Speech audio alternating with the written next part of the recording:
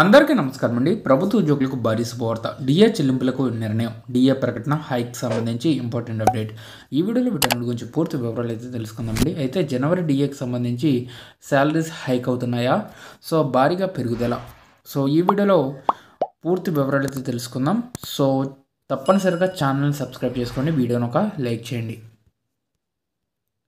ప్రతి సంవత్సరం జనవరి, జూలైలో డిఏలను ప్రకటిస్తూ ఉంటారు.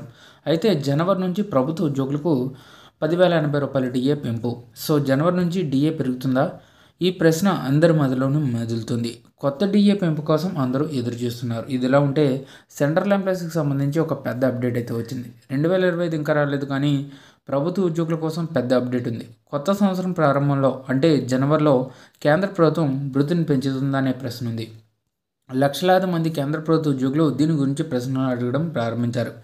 ఏఐసిపిఐ ఇండెక్స్ ప్రకారంగా జనవరిలో నిరుద్యోగం ద్రవ్యోల్బణం 56% పెరుగుతుందని అంచనా. సో ఈ లెక్కన ఎలా ఉందో తెలుసుకోండి. 7th pay commission pay scale ప్రకారంగా కనీస బేసిక్ పే హోల్డర్లు సంవత్సరానికి 6,480 రూపాయలు అదనంగా పొందుతారు.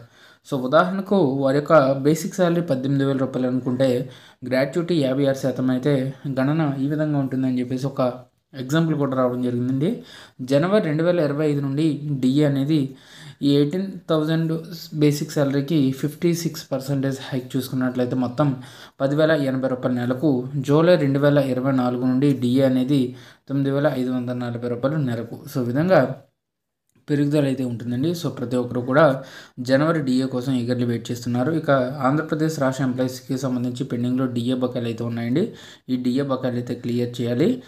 సో కొత్త పిఆర్సీ కోసం వెయిటింగ్ కూడా చేస్తున్నారు. కాబట్టి త్వరగతిన రాష్ట్ర ప్రభుత్వం ఏదో ఒక నిర్ణయం అయితే చెప్పాల్సి అయితే ఉంది.